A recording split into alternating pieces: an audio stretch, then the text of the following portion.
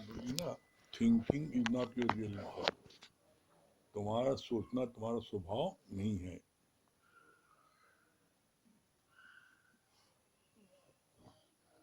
ठीक है, हम लोगों का गीता का 5वां अध्याय चल रहा है। 5वां अध्याय चल रहा है। 5वें अध्याय में कल जो पढ़ा गया था, जो अज्ञानी व्यक्ति को हालात या पदार्थ प्रिय लगते हैं, उसको प्राप्त करने पर भी ज्ञानी हर्षित नहीं होता, और जो उनको अप्रिय है अर्थात मन के विपरीत हैं, ज्ञानी उसमें भी शोक नहीं करता। ज्ञानी के आगे सारे सुख भोग ऐश्वर्य आकर मिलती हैं तो भी वो तटस्थ भाव में रहता है। सभी द्वंद्वी इसके आगे आज क्या है? ज्ञानी को आनंद मिलता है प्रभु के ध्यान, चिंतन, भजन, पूजन से। वो भले सारी सृष्टि की सैर करे या अजगर की तरह एक जगह बैठा रहे तो भी उसकी प्रीति है प्रभु से।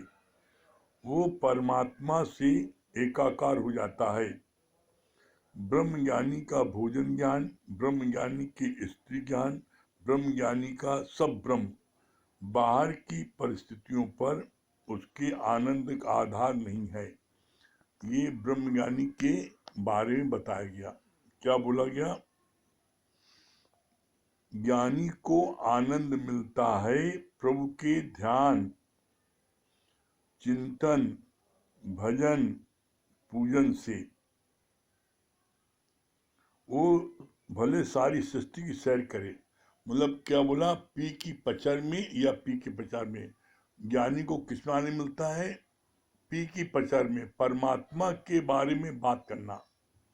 पी की पचर में या पचार में उसको आनंद की अनुभूति होती है। और ज्ञानी वो चाहे अजगर की तरह अपने कमरे में दिन भर रहे और चाहे सारी सृष्टि को घूम करके आए, उसको बाहर से कोई भी आनंद की लेने की आवश्यकता नहीं पड़ती। वो स्वयं में आनंद स्वरूप है। क्यों? वो जानता है आनंद मेरे अंदर है। इसलिए कहा जाता है बाहर से कुछ सूझत नहीं, अंदर बरसे नूर। जिन्होंने अपने स्वरूप को पहचान लिया, जिन्होंने जान लिया कि आनंद अंदर है, परमात्मा पूरा पूरा अंदर है, तो फिर वो बाहर भटकते नहीं हैं। इसकी पहचान हमको एकमात्र सदगुरु देता है। बाकी दुनिया में लोग अटकाते हैं। क्यों? क्योंकि उनको स्वयं नहीं पता, तो हमें क्या बताएंगे? इसीलिए लाइन आती है, काचे गुरते मुक्त न होई, और पूरे गुरु का सुन उपदेश तो पार ब्रह्म निकट कर दे। ये लाइन आती है। जब हम पूरे गुरु का उपदेश सुनते हैं तो वो पार ब्रह्म परमात्मा को निकट माने अपने हृदय में वो हमको महसूस होता है। काचे गुरु से मुक्त न होई। कच्चे गुरु का उपदेश सुनने से हमें कभी भी आत्मबोध नहीं हो सकता। क्यों नहीं हो सकता? क्योंकि कच्चा गुरु स्वयं उसने आत्मबोध नहीं किया है, तो हमें क्या कराएगा? जो गुरु स्वयं मंजिल तक नहीं पहुंचा है वो हमें मंजिल तक क्या पहुंचाएगा? तो इसीलिए बोला गया पूरे गुरु का सुन उपदेश। तो यहाँ पर बोला कि ज्ञानी चाहे पूरी सृष्टि को घूम के आए या अजगर की तरह अपने कमरे में पड़ा रहे दिन भर, तब भी उसको बाहर से किसी प्रकार का कोई आनंद की प्राप्ति नहीं होती। आनंद उसके अंदर है।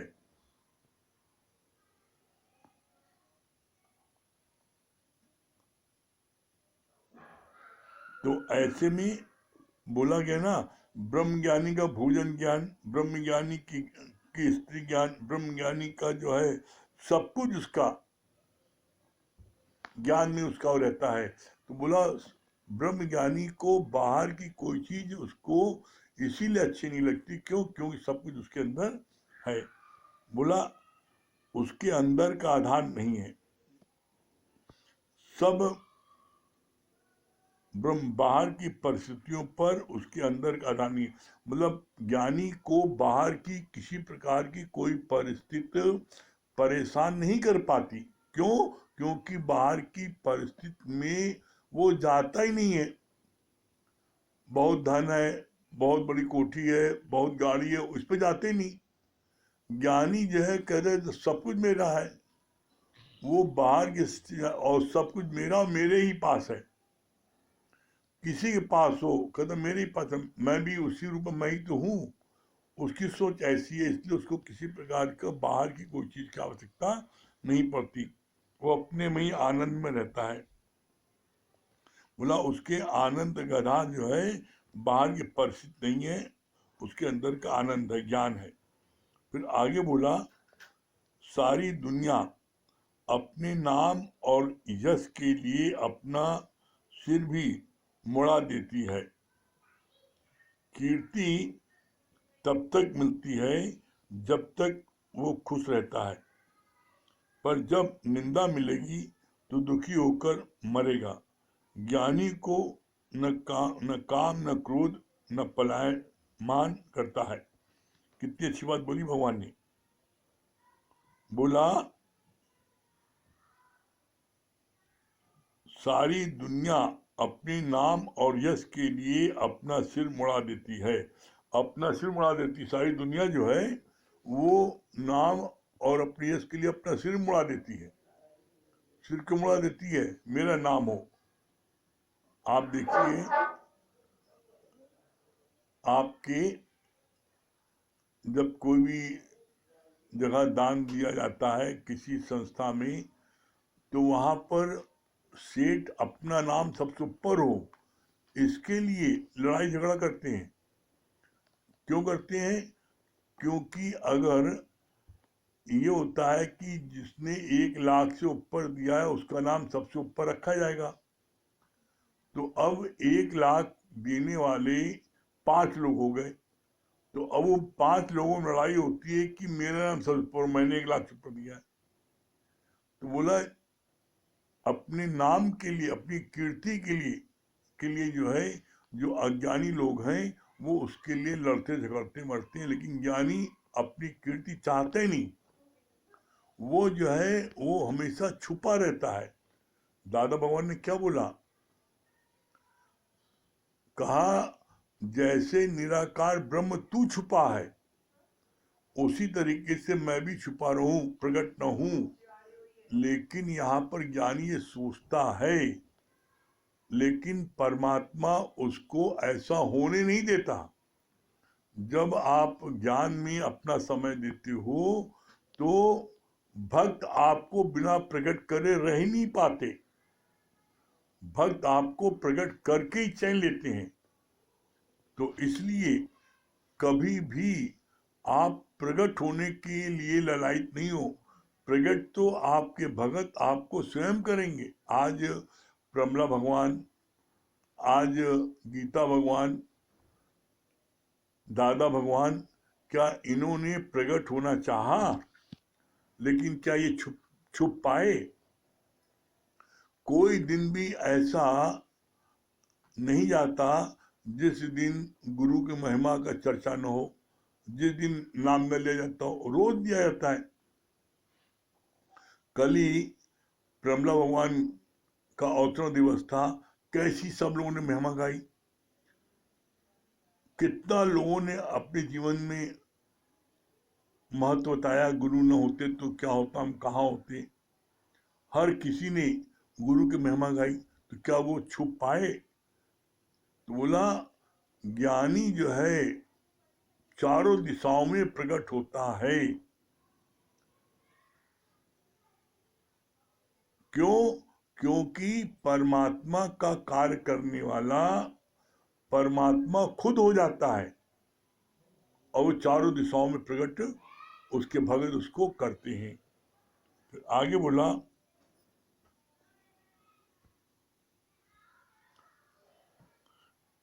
कीर्ति जब तक मिलती है तब तक वो खुश रहता है, पर जब निंदा मिलती है तो दुखी होकर मरेगा। कौन? अज्ञानी। अज्ञानी को जब तक कीर्ति मिलती है बड़ा खुश होता है, लेकिन जिस दिन उसका नाम बदनाम होता है उसी दिन उसको जो है क्या होता है, वो दुखी हो जाता है।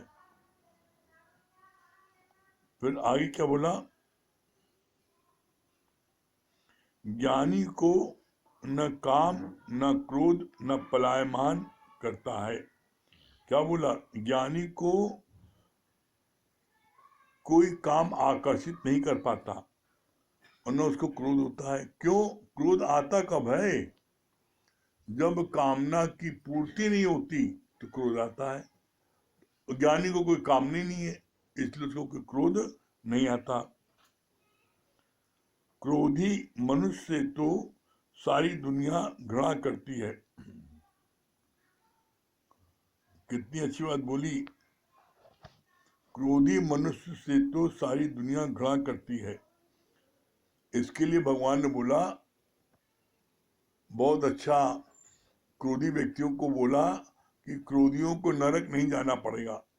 तो क्रोधी लोग बड़े खुश हो गए कि लगता है दादा भगवान कोई नुस्खा बताएंगे, कोई उपाय बताएंगे कि नरक नहीं जाना पड़े। तो दादा भगवान जब अगले दिन आए तो सब लोग बड़े उत्सुक थे, बताइए दादा भगवान बताइए, आपने कल कहा था कि क्रोधियों को नरक नहीं जाना पड़ेगा।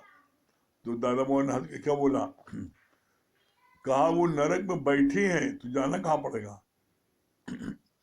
जो क्रोधी व्यक्ति होता है वो नरक में बैठा है, और इसीलिए बोला कि क्रोधी व्यक्ति से सब लोग भागते हैं, दूर भागते हैं।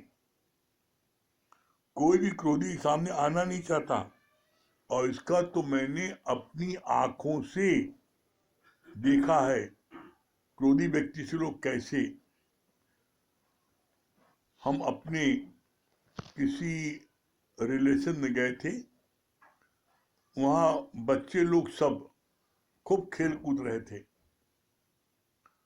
खूब ठाके लगा रहे थे। घर का मुखिया वो आया और उसने घंटी बजाई और कहा खोलो। जब उसकी आवाज सुनी, जो ठाका था एकदम से जैसे सांप सूंघ गया, एकदम सब चुप, पिन ड्रॉप साइलेंट। हमने कहा मामला क्या हो गया? कहीं आ गए और सब लोग अपने कमरे को बंद करके छुप गए। हमने बड़ा आश्चर्य, आखिर आखिर हुआ क्या है?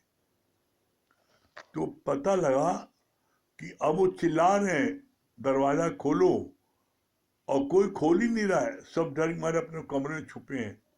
तो अंत में पत्नी को ही मजबूर होकर खोलना पड़ता है। तो पत्नी ने मजबूर होकर जाके खोला, और जैसी दरवाजा खोला वैसे हमको पता लग गया कि कारण क्या सब भागने का। उसी समय एकदम बम्बार्डिंग खूब जोर से हुई। कहा सब कहाँ मर गए? अभी तक तो बाहर तक ठाका आ रहा था, अब सब कहाँ मर गए? और वो बुला रहे, कोई बोल नहीं रहा है। तो बोला क्रोधी व्यक्ति से हर व्यक्ति दूर भागता है, और प्यार करने वाले को कोई छोड़ता नहीं। आप क्या चाहते हो? आपसे लोग सब दूर भागे कि आपके सब नजदीक आए? आपके सब नजदीक आएंगे तो आपको आनंद की प्राप्त होगी।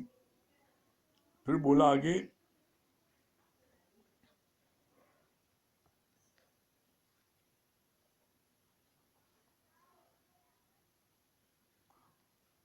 तुम तो सारा दिन अपने से छोटों पर क्रोध ही करते हो, कभी बच्चों से तो कभी नौकर से क्रोध करके कर्म ही बनाते रहते हो। ये क्रोध की विशेषता है। क्या विशेषता है? क्रोध हमेशा ऊपर से नीचे आता है। क्रोध ऊपर से नीचे आता है।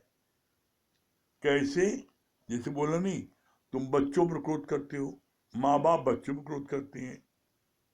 बच्चा जो है वो अपने छोटे भाई पर क्रोध करता है, छोटी बहन पर क्रोध करता है, छोटी बहन जो है वो अपने छोटे पर करती है, और जो सबसे छोटा है वो अपने खिलौनों को तोड़ डालता है, उस पर क्रोध करता है। जैसे पानी हमेशा ऊपर से नीचे आता है, उसी तरीके से क्रोध जो है हमेशा ऊपर से नीचे आता है। तो अपने नौकर पर क्रोध करोगे, अपने आश्रित पर क्रोध करोगे, लेकिन अपने बॉस पर क्रोध नहीं करोगे। क्यों? क्यों जानते हो उससे नुकसान हो जाएगा। तो बोला क्रोध जो हमेशा ऊपर से नीचे आता है। तो क्या बोला भगवान ने? तुम क्रोध करके अपने कर्म बनाते हो, तो इसलिए क्रोध नहीं करना चाहिए। फिर आगे बोला, वचन संभाल बोलिए, वचन के हाथ न पाओ, और एक वचन औषध करे, एक करे घाव। कितनी सुंदर बात भगवान ने बोली है।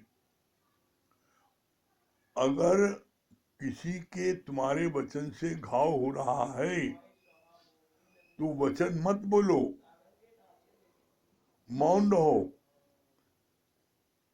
वचन संभाल के बोलिए, वचन के हाथ न पाओ। वचन जो आप बोलते हो उसके हाथ पर नहीं होता, लेकिन वो वचन क्या है? एक वचन ऐसा है जो लोगों को डिप्रेशन में ला देता है, सुसाइड करने के लिए मजबूर कर देता है। और एक वचन ऐसा है जो सुसाइड करने जा रहा है, वो जो है वचन सुन करके अपने सुसाइड करने का इरादा कैंसिल कर देता है। अब आपके वचन कैसे हैं? इसीलिए बोला वचन संभाल के बोलिए। हमेशा ऐसे वचन बोलो जिससे किसी की उन्नति हो, वो उठे। तुम्हारे वचन से वो नीचे नहीं गिरे। पता लगे वो नीचे गिर गया, सुसाइड कर लिया, पता लगे घर से भाग गया, डिप्रेशन में आ गया, नहीं। अगर ऐसी कोई बात आती है तो गुरुजी ने बोला ज्यादा अच्छा है वहां मौन हो जाओ, मत बोलो। फिर आगे क्या बोला? ज्ञानी के आगे दिन भर में क्रोध क्रोध के काम के कई कारण आते हैं, फिर भी वो अपने संयम में रहता है। ज्ञानी के सामने भी सारी परिस्थिति आती है, क्रोध की आती है, लेकिन ज्ञानी अपने संयम में रहता है, क्रोध नहीं करता। क्यों नहीं करता? क्योंकि वो जानता है क्रोध करने से सबसे ज्यादा नुकसान पहले उसका खुद होगा। कैसे खुद होगा? बोला जैसे आप अंगीठी में कोई भगोना चढ़ाते हो तो पहले तुम्हारे भगोना गर्म होता है, उसके बाद में पानी गर्म होता है। उसी तरीके से जब आप किसी पर क्रोध करते हो तो क्रोध करने पर पहले आप गर्म होते हो, उसके बाद में उस व्यक्ति तक क्रोध पहुंचे न पहुंचे।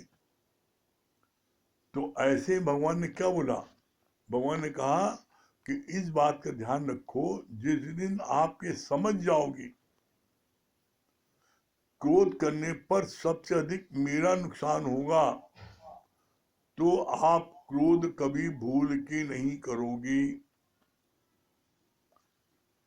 अंगीठी में भगोना चढ़ाया तो पहले भगोना खूब गर्म होता है, उसके बाद में उसकी गर्मी से पानी गर्म होता है। तो ऐसे में आप ये देखो कि भगोना पहले गर्म हुआ, पहले आप गर्म हुए, खून पहले आपका जलेगा, इसके बाद में उस व्यक्ति का खून जले न जले ये जो है उसके बातों निर्भर करता है, वो आपकी बात को कितनी गहराई से लेता है। लेकिन आपका कर्तव्य क्या है? आपका कर्तव्य है कि आप जो है वचन संभाल के बोलिए, वचन के हाथ न पाओ, और एक वचन औसत कर एक करे घाव।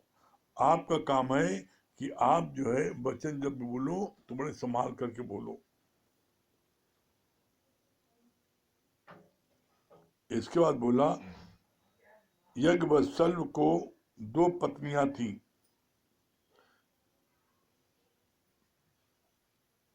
मनैनी और कल्याणी।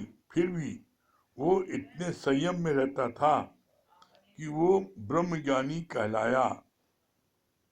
कितनी अच्छी बात बोली है। 2 पत्नियां थी संत के। 2 पत्नी के होने के बाद भी वो ब्रह्मज्ञानी कहलाया। क्यों?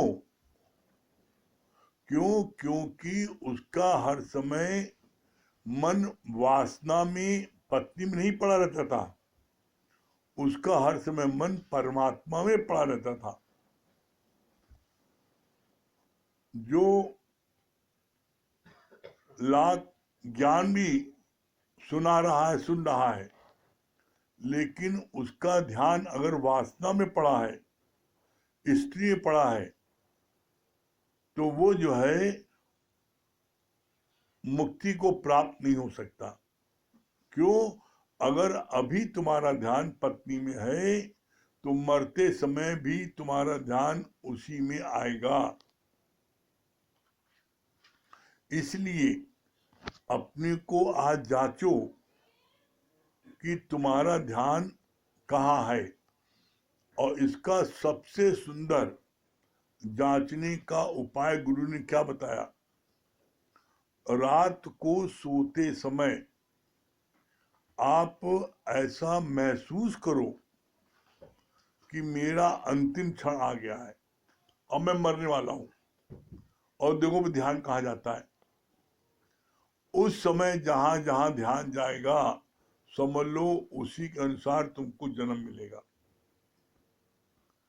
अगर तुम्हारा ध्यान धन में है तो धन गिर जाएगा। तुम्हारा ध्यान बेटा बेटी में है तो उधर जाएगा।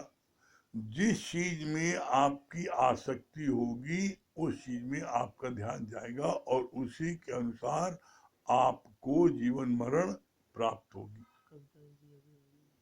हाँ जी। तो इसलिए कभी भी जो है ज्ञानी अपना ध्यान इधर उधर नहीं रखता। उसका ध्यान आठों पर परमात्मा की तरफ रहता है। फिर इसमें आगे बोला भगवान ने, ये ज्ञानी जो है वो कैसे रहता है? ज्ञानी हमेशा समत्व भाव में रहता है। हमेशा उसकी लौ परमात्मा से लगी रहती है। और कैसे लगी रहती है? परमात्मा से।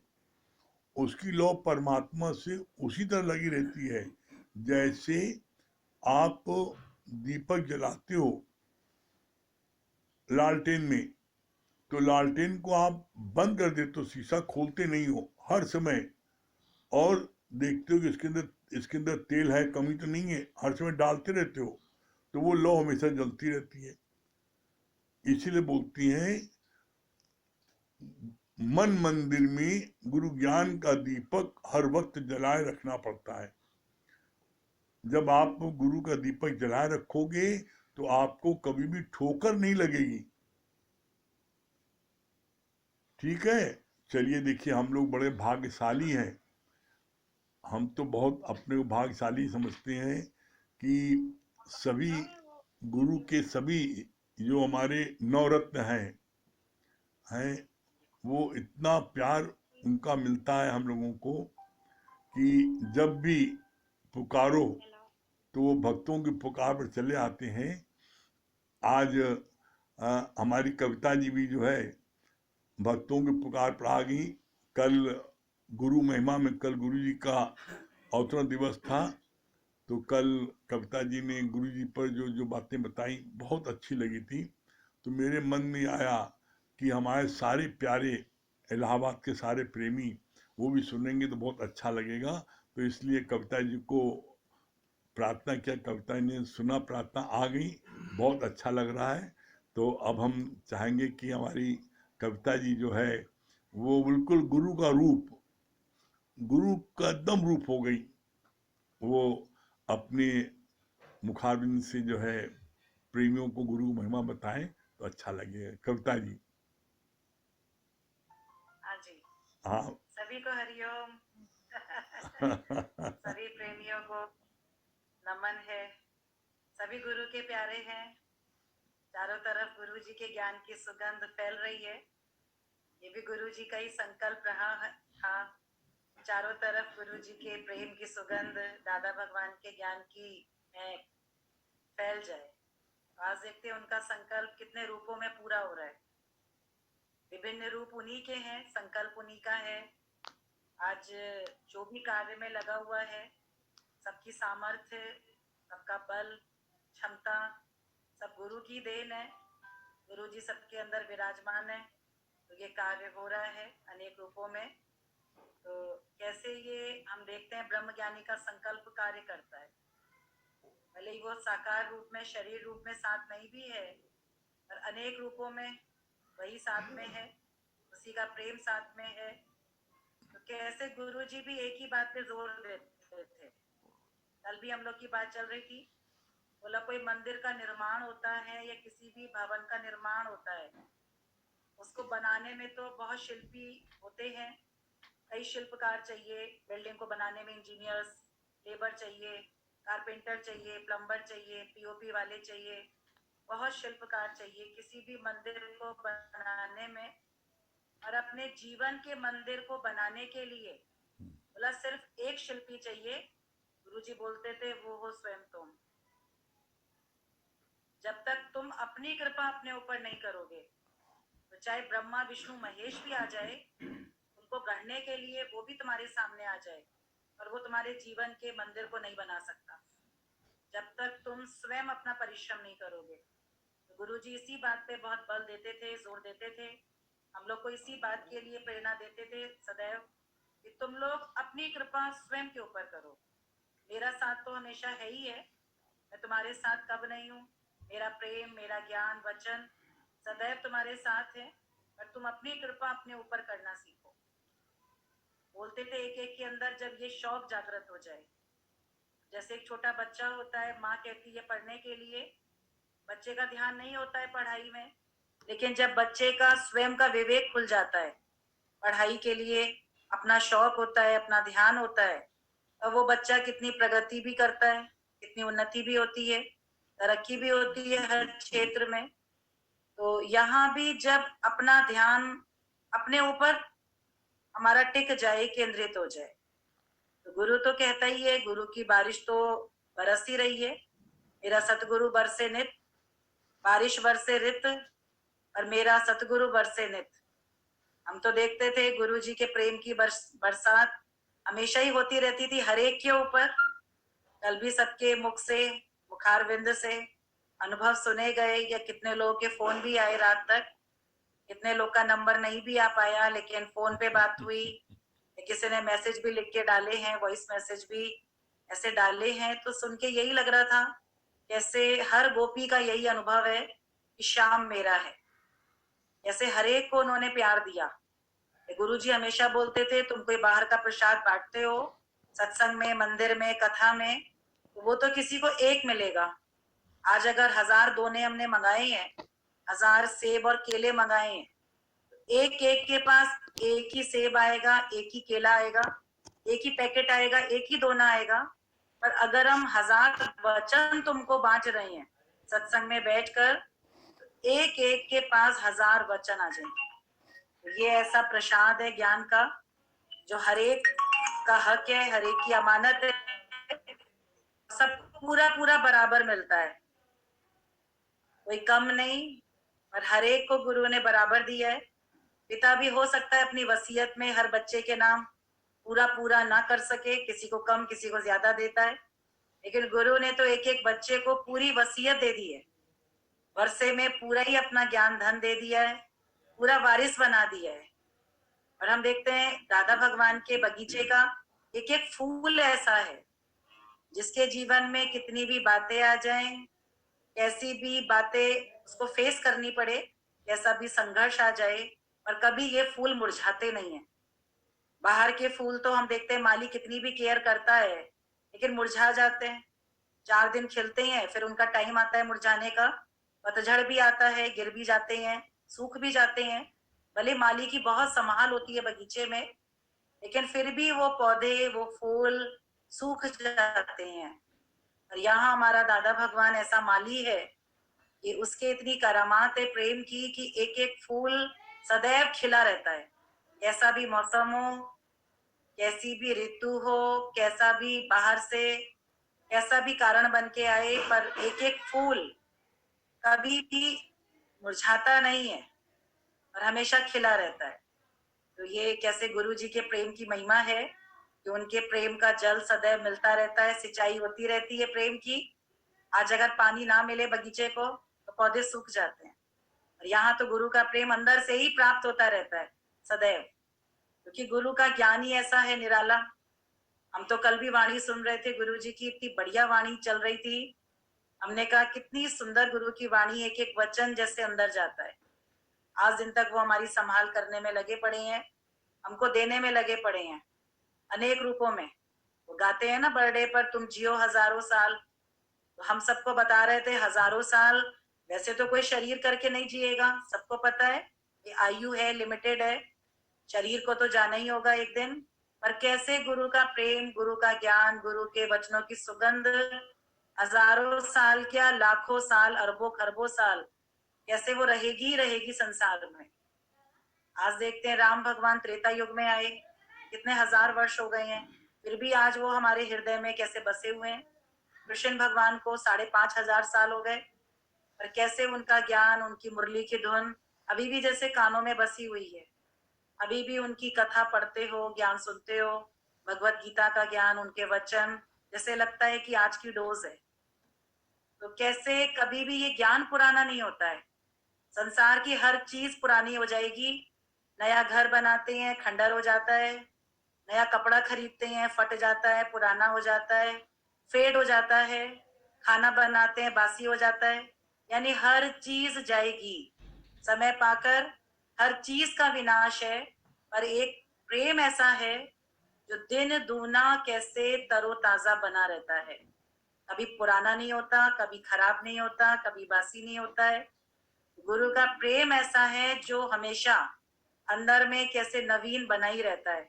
ये तो हर चीज संसार में जाने वाली है। प्रेम ऐसा है अमर, जिसके भी अंदर गुरु का प्रेम पहुंच गया है वो भी अमर हो गया है। हम तो देखते हैं गुरु करे आप समान, जैसे हर एक के अंदर वो प्रतिभाएं, वो कलाएं विकसित कर देता है।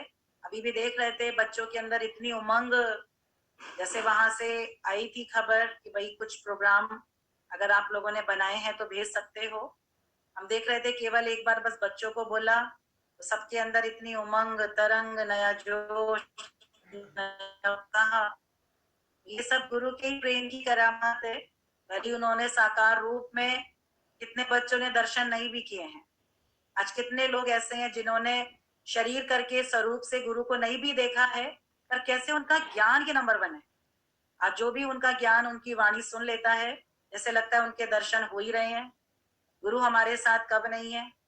श्याम भगवान बताते थे, बोला जिस समय दादा भगवान का ऐसे ज्योति जोत समाने का समय आया तो उसके बाद बोला हम लोग पूना गए, तो पूना में कोई ब्रह्म ज्ञानी संत मिले, उनसे ऐसी बात हुई, तो ऐसी जैसे बात निकल के आई, भाई हमारे गुरु का शरीर शांत हो गया है।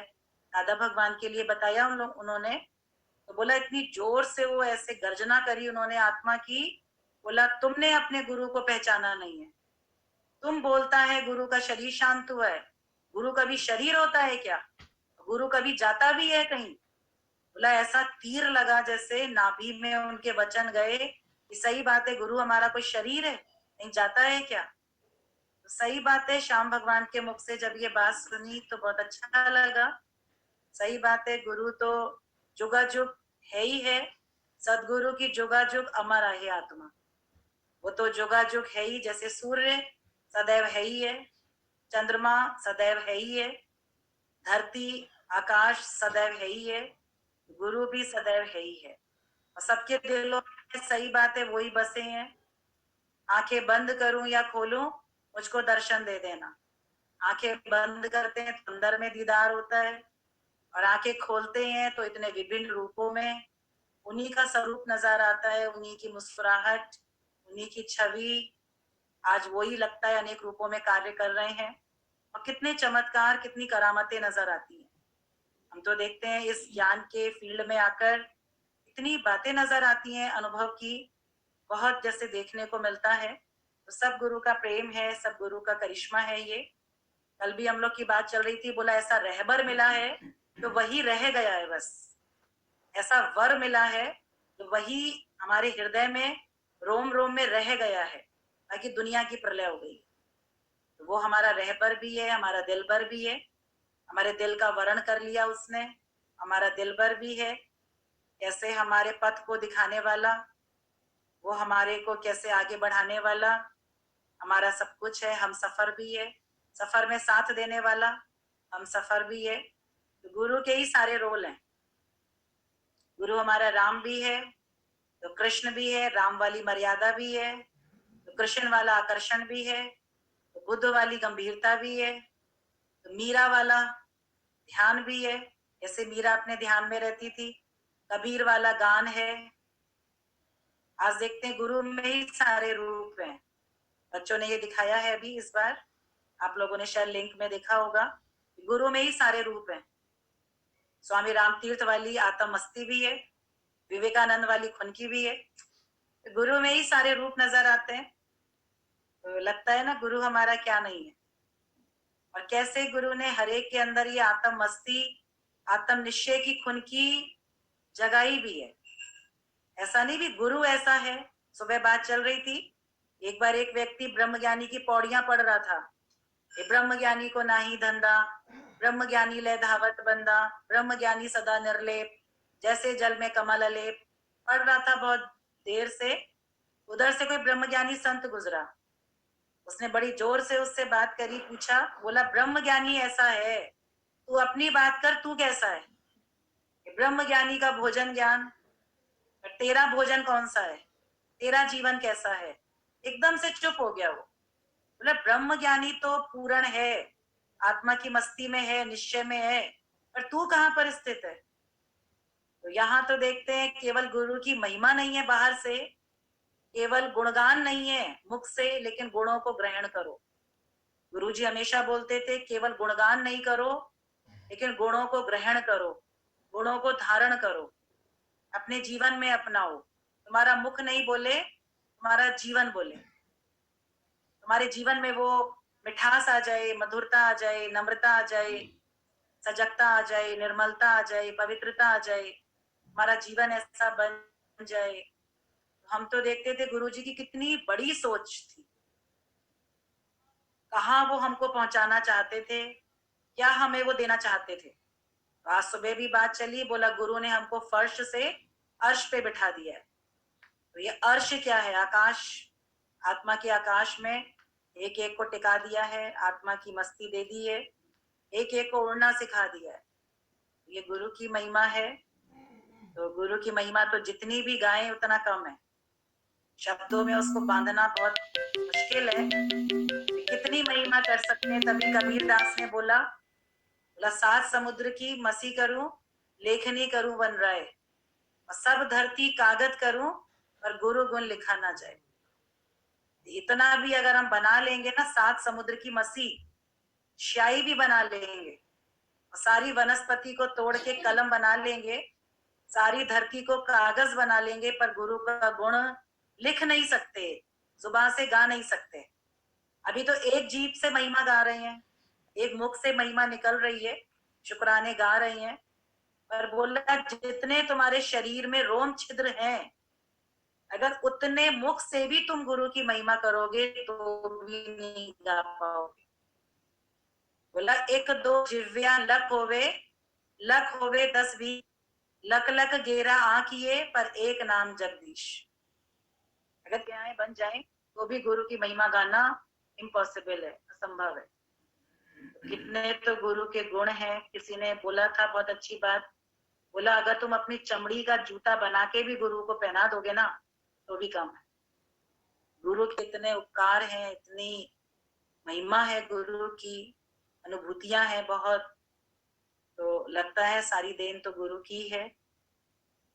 तो उसी मस्ती में जो गुरु से देन मिली है हमें, जो गुरु से हमें ज्ञान मिला है, प्रसाद मिला है, प्रसाद का मतलब ही होता है प्रसन्नता पूर्वक ग्रहण करो और जीवन भी हमारा प्रसन्नता वाला, प्रफुल्लता वाला हो। प्रसाद का मतलब ही होता है प्रसन्नता। गुरु से जो भी प्रसाद मिला है, हमारा जीवन भी प्रफुल्लित हो जाए, प्रसन्नचित्त हो जाए, हमेशा के लिए खुशहाल हो जाए। गुरु जी सबके चेहरे पर वही हंसी खुशी देखना चाहते थे। किसी के भी चेहरे पे उदासी मायूसी होती थी, उनको पसंद नहीं आती थी। सूखा चेहरा उन्हें अच्छा नहीं लगता था। बोलते थे हंसो, मुस्कुराओ, अरे खुशी मनाओ, त्योहार का दिन है। त्योहार के दिन कोई ऐसे कपड़ा पहन के बैठता था, सिंपल ड्रेस, उनको पसंद नहीं आता था। त्योहार का दिन है, अच्छे से कपड़े पहन के बैठो, अच्छे से नाचो गाओ, खुशी मनाओ। तो खुद भी वो उमंग में रहे, तरंग में रहे, नए जोश में रहे, और हम सबको भी उन्होंने नई उमंग तरंग में रहना सिखा दिया। देखते हैं ना, जैसा पिता वैसे बच्चे होने चाहिए। तो हम सब बच्चों को भी गुरु के पद चिन्हों पे ही चलना चाहिए। जैसा हमारा गुरु, शेर गुरु, दादा भगवान, गीता भगवान, गुरु जी, मम्मी जी, हम सबको भी ऐसा ही जीवन अपना बनाना है। तो बहुत अच्छा लगता है, सभी इस कड़ी में जुड़े हुए हैं। कड़ी से कड़ी जुड़ती चली जा रही है, एक से एक मशाल ये जलती चली जा रही है। पैगंबर का काम एक ही होता है, बुझे हुए दियो को रोशन करना। एक बार किसी ने क्राइस्ट से पूछा, पैगंबर किसे कहते हैं? उन्होंने कोई जवाब नहीं दिया। उनके हाथ में कैंडल थी जली हुई। रास्ते में जितने भी लोग बैठे हुए थे कैंडल लेकर बुझी हुई, उन्होंने हर एक की कैंडल को प्रज्वलित कर दिया, जलाते हुए चले गए। तो जो पीछे पूछ रहा था व्यक्ति, उसने फिर पूछा आगे जाकर, पैगंबर किसे कहते हैं, आपने बताया नहीं। उनके किसी शिष्य ने बोला तुमने देखा नहीं, पैगंबर किसे कहते हैं? जो सबके बुझे दियो को रोशन कर दे, जो सबके हृदय में ज्ञान का प्रकाश भर दे, वही तो पैगंबर है। तो आज देखते हैं ना, ऐसा पैगंबर सबको मिला है, सबके बुझे हुए दियों को, हृदयों को रोशन किया है। अभी तो चारों तरफ इतना प्रकाश फैला हुआ है। आज देखते हैं दादा भगवान का सत्संग गूगल मीट पे या फेसबुक पर, यूट्यूब पे जितना चल रहा है, कहते हैं शायद किसी भी संत का, किसी भी महाराज का सत्संग इतना नहीं चल रहा होगा। उस दिन कोई बोल रहे थे बॉम्बे वाले, बोला जितना ये सत्संग चल रहा है ना, चाहे श्याम भगवान का, नारायणी भगवान का, तो इधर लखनऊ का, या इतना गुरु जी के सब बच्चों का, जितना भी सत्संग चारों तरफ ये चल रहा है, जितना यूज हो रहा है साइंस का, मोबाइल का, उतना शायद कोई भी यूज नहीं कर रहा होगा। हमने कहा ये सब गुरुओं की महिमा है, गुरुओं का परिश्रम है, मेहनत है, जो गुरु ने सबके अंदर भरा है, तो वही सब दे रहे हैं, आज बांटने में लगे पड़े हैं। क्योंकि गुरु ने जो संस्कार दे दिए, उन्हीं संस्कारों को लेके सब आगे बढ़ रहे हैं, चल रहे हैं। अच्छा लगता है आप सबको भी देखकर। समय समय पे मुलाकात होती है, मिलन होता है बीच बीच में, बहुत अच्छा लगता है। रोज ही गुरु का दिन है। कल आप लोग बोल रहे थे कल आने के लिए, कल थोड़ा बिजी थे तो नहीं आना हुआ, लेकिन रोज ही गुरु का दिन है, लगता है हर दिन ही गुरु का है। तो एक विशेष दिन हो जाता है, विशेष पर्व हो जाता है, लेकिन लगता है हर दिन ही गुरु का है। आज भी गुरु का ही दिन है। तो इसी मस्ती में, उसी के प्यार में झूमते रहें, गाते रहें, मस्त रहें। ठीक है, और सभी को हरिओम। हाँ, ये भजन कविता जी, सुनाते हैं। अभी जब आपने हाँ जी, कल आपने बताया था ना, गुरु ने कहा तुम किसकी हो, आपने बोला हम आपकी हैं। हाँ हाँ, पहला जन्मदिन था ना हाँ 21 नवंबर को, हाँ हाँ हम वही थे। पहला मेरा साल था गुरुजी से मिलने के बाद। हम्म, तो गुरुजी से ऐसी बातचीत हुई, तो गुरुजी ने पूछा भी जीवन किसका है, ये भगवान का है या संसार वालों का है? तो हमने कहा आपका है। तो बोला बस ये बात पक्की रखना, अब आज से जीवन हमारा है। बड़े प्यार से उन्होंने हाथ रखा और अपना ही बना लिया। तो ये भी गुरु का प्यार है ना, सब प्यार ही प्यार में गुरु ने अपना बना के मुझको मुस्कुराना सिखा दिया। तो गुरु का प्यार है ना, प्यार में अपना बना लेता है, सब ले लेता है।